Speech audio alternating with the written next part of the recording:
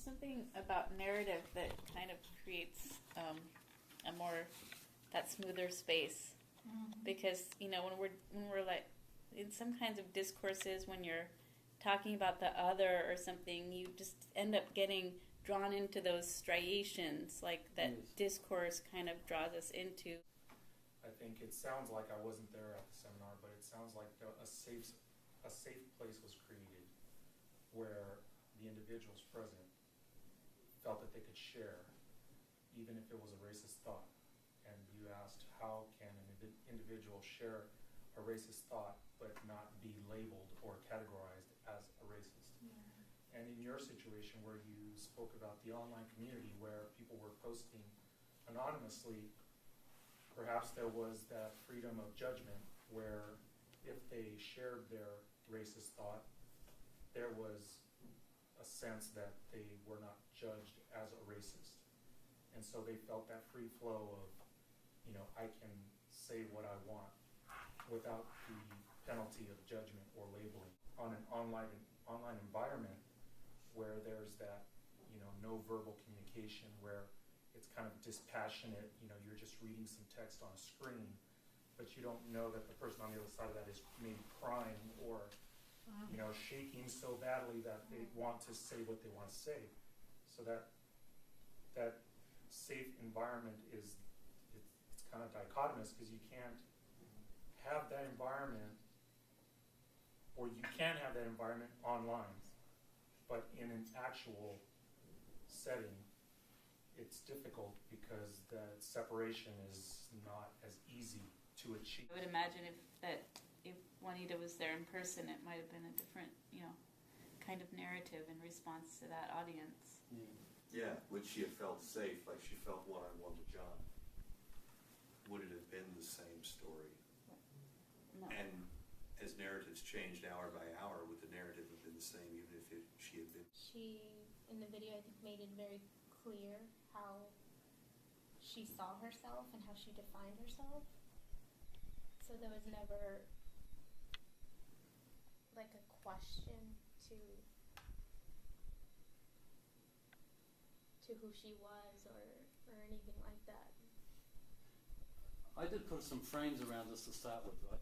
One of the things that I did was put up there on the screen just before we showed the video was a statement that Christopher Columbus made after his first day in the New World, in which he said very clearly about the Arawak people who no longer exist on Hispaniola, that they would make good servants and we could easily control them and rule them. He said that after one day in the New World. And I put that up and said, there was the beginning of racism in North America. It happened right on that first day. The assumption of who was supposed to be in charge, who was going to rule, who was going to be the servants.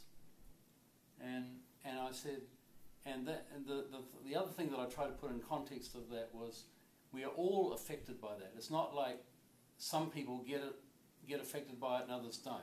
We are all affected by it in one way or another. Not that everyone is victimized in the same equal way, but everybody has those assumptions built into the culture and the discourse and the world in which we live, and they're all in our head. And it can happen so commonly, so in such a patterned way that we think it's there all the time, but it's actually still has to be recreated and reproduced in every moment. Yeah.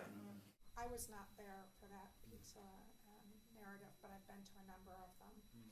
And there are two writers who matter a lot to me in my scholarship and personally as well. Sarah Lawrence Lightfoot wrote a book on respect, and Nell Noddings wrote a book on caring. And I would suggest that my experience of coming into that space is that, and a number of times I've been there when you and Lorraine are working together, and that you establish a context of respect and caring, and that doesn't shut anyone down. But it sets a tone of, we'll speak our mind, and obviously we'll grapple with really difficult issues, but we'll do it with respect and caring. And I'd go so much further as a collective curiosity, that people are inquiring about what is your experience and not judging. Does that resonate with you? I think it is important to create that context, and I'm sure that's what Randall's trying to do in his course as well, right? I mean, that's Yeah. what you were talking about, right? Yeah, initially. And maybe to build on the conversation, and I'm not sure, again, if it will resonate, but I've been trying to work through a notion that I call performative spaces. Yes. And a performative space is a heightened sense of the participants who recognize, or may not even recognize, how identities are challenged, negotiated, endorsed, refuted, hybridized, and it suggests the fluidity of most of the ways in which identities are negotiated. And it works for me as a theoretic frame for the courses that I develop. I ask myself, am I creating performative spaces? So it's partially design, partially content. A lot of the work that I do in these courses always has an identity element to it. And that identity element is brought forward in the narratives in the online courses that others can then challenge, negotiate, and so on, and endorse. So I in terms of content and design, I try to emphasize the development of what I call performative space. I was going to say, I'm wondering if it has less to do with personal identity and more with, because we're talking about teaching strategies, and obviously I'm not very familiar with with any teaching strategies, but I feel that in a topic such as social justice, I think it all has to do with equality. So we were talking about how like safe spaces need to be made, and people need to feel like they can include, and but I think that it's rests a lot on obviously the instructor. I'm wondering if it just has to do with like more of how I don't remember if it was you or if it was you. I'm sorry, I don't know your names. Yeah. But you said something about how like somebody's presence can automatically change your room.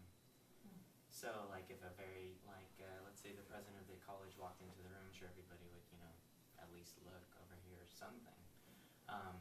But if let's say I came in the room, I'm pretty sure many people would continue their conversation. So I guess what I'm saying is, I think social justice has to do with, I'm in that race and racism class right now, so I wanted to just include it, I guess. Right.